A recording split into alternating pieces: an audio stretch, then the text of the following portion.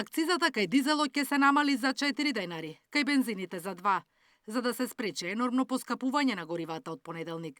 Премиерот Мицкоски утре на вонредна владина седница ќе предложи 7 мерки. Меѓу нив и продолжување на намалениот данок на додадена вредност кај горивата на 10%.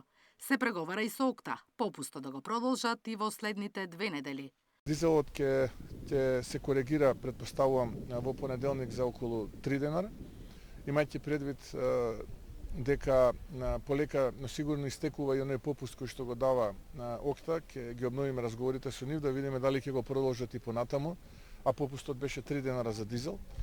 Доколку тоа го продолжат и понатаму, тоа ќе подразбира дека нема да има зголемување за дизелот, од онаа максимална цена која што утврдува регулаторната комисија, а за бензините исто така 2 денара, тоа значи дека негде околу половина денар ќе поевтинат, и доколку ОКТА ги продолжи ние 2 денара за литар бензин, тоа значи дека ќе имаме повторно 2,5 денара поевтин литар бензин.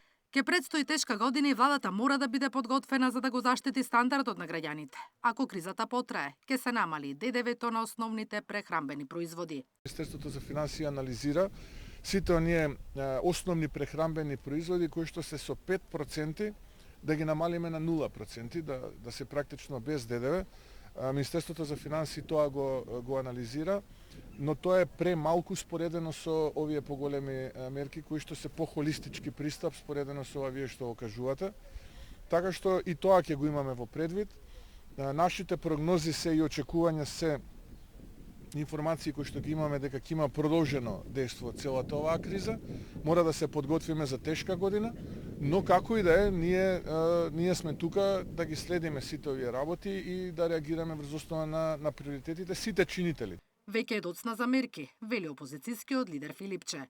Граѓаните ја платија цената со купување поскап леп, масло за јадење, млеко, брашно, овошје и зеленчук. Затоа го повика Мицкоски да прифати дел од она што СДСМ неколку пати го предложи.